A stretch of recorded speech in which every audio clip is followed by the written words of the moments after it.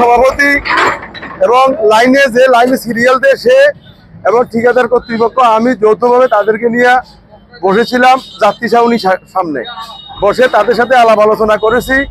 তারা যুক্তি দেখাচ্ছে যে বাজারের বাইরে গাড়ি গেলে তারা প্যাসেঞ্জার পাবে না, এই মর্মে তারা ওইখানে যাচ্ছে না। তখন কি করা যায়, আমরা তো বাজার যানজট মুক্ত দেখতে চাই। তখন তারা আমাদেরকে পরামর্শ দিয়েছে, তারা তাদের লাইনম্যান এবং আরো একজন লাইনম্যান নিয়োগ করা হয়েছে। আজকে থেকে আরো একজন লাইনম্যান অতিরিক্ত আছে, টোটাল 4 জন লাইনম্যান দিয়া এই বাজারে প্রত্যেকটা গাড়ি এখন লাইনে যাবে, লাইন থেকে আসবে এবং মহিলা কলেজ সড়ক, পুরান সড়ক, শ্রীপুর রোড, এই 3 জায়গায় তাদের গাড়ি থাকবে। ওইখান থেকে দুটা গাড়ি যাত্রী ছাউনি এলাকায় আসবে, সিরিয়াল করে গাড়ি নিবে, এতে করে কোনো যানজট হবে না ইনশাল্লাহ। এখন এই মুহূর্তে যেটুকু দেখতে পাচ্ছি এটা ফলপ্রসূ হয়েছে এবং যানজট মুক্তই আছে। এখন যানজট নাই বললেই চলে। প্রায় দিনে 11:30 এই টাইমে বর্তমানে একবারে রোড ক্লিয়ার, যার যার অবস্থান থেকে যেতে গাড়ি ছাড়তেছে। ইনশাল্লাহ এই যানজট আর হচ্ছে না, আশা করি হবেও না।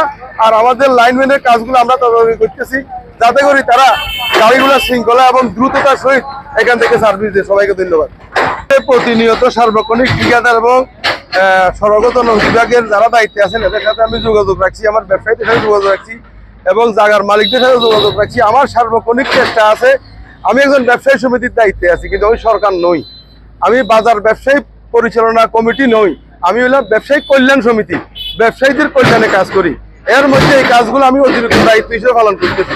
তবে এখন তারা যেটুকু খালি করে দিবে এগুলা কাজ করতেছে, বাকিটা ব্যবসায়ীরা আরো 2-3 দিন সময় নিয়েছে। তারা ব্যবসায়ীরা নয়, মালিকেরা, তারা বলতেছে তারা তাদের জায়গা সরাই খালি করে দিবে। ইনশাল্লাহ বাজারে কোনো জায়গায় সরকারি মাপের একটি জায়গাও খালি থাকতে দেওয়া হবে না ইনশাল্লাহ, এটা আমি প্রতিশ্রুতি দিচ্ছি। এবং যেটুকু সরকারি ভাবে নিয়ম 17.5 ফুট, এতটুকুই তারা উভয় দিকে 17.5 ফুট করে মাফি ইঞ্চি দিয়ে বুঝাই দিতে হবে আমাদেরকে।